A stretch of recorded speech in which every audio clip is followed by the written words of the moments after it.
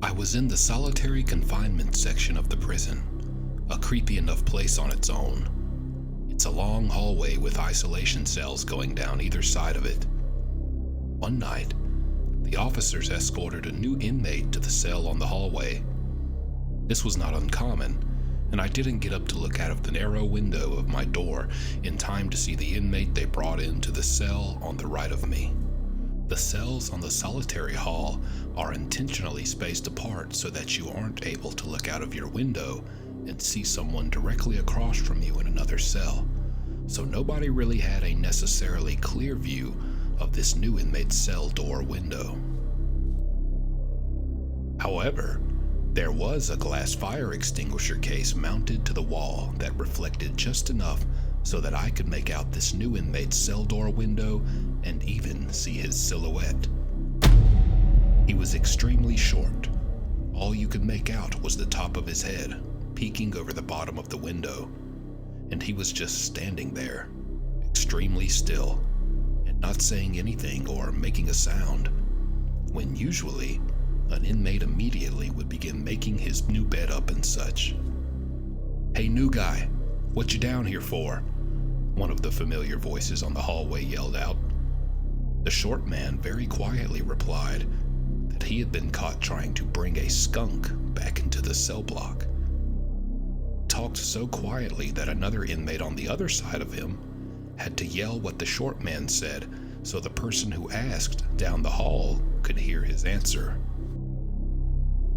As soon as he did, everyone began laughing. Admittedly, I did too. The thought of him sneaking in a skunk was absurd. There were plenty of skunks on this prison yard, and every inmate always dramatically steered clear of them when one of them crossed their path while walking across the prison yard. The inmates began making fun of the short man and asking him why in the world did he want to do that.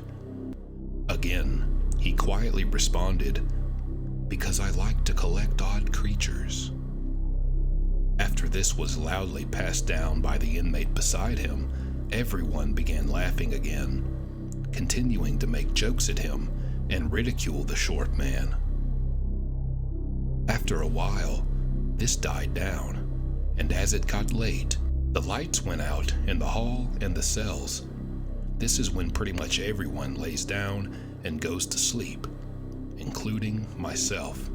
I was laying in my bunk awake for an hour or two, thinking about my own stuff I had going on.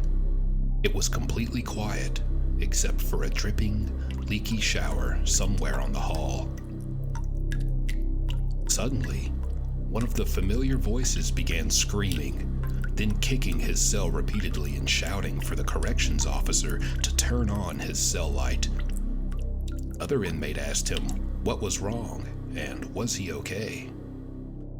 He answered back that he had been sleeping, but woke up when he felt something take a crunch out of his neck, and that he needed his light turned on to see what it was. First, I suspected it was a spider. It was generally a guarantee that any cell in solitary confinement was going to have either brown recluses or black widows.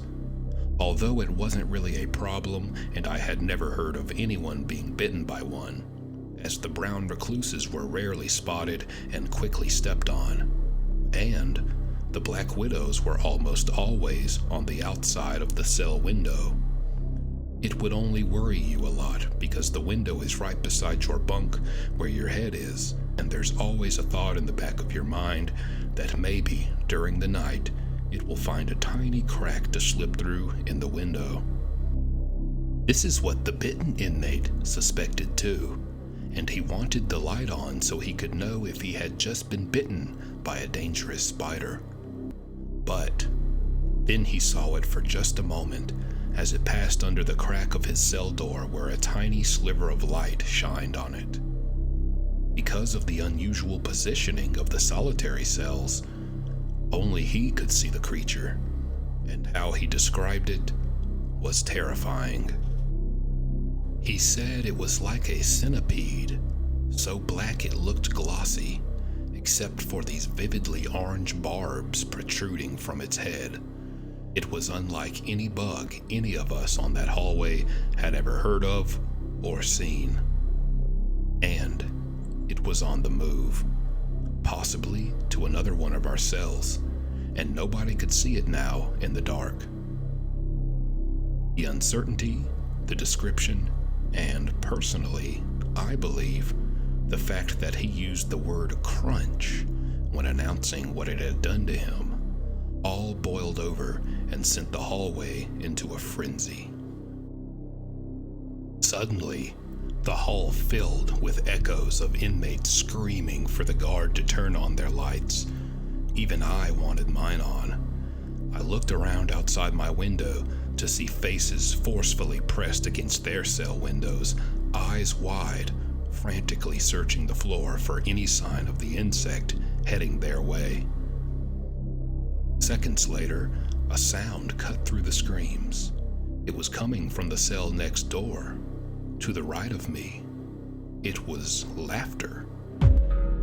It was the Shortman. I could see his silhouette peeking over the window.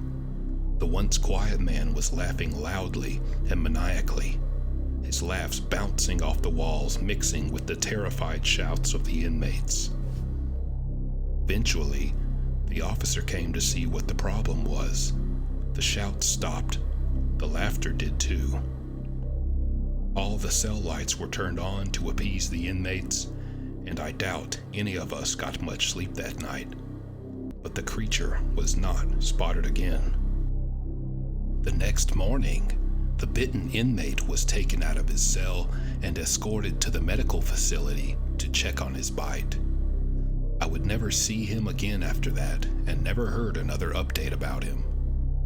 For the rest of my time in solitary, nobody communicated with the Shortman again, and he never made another sound.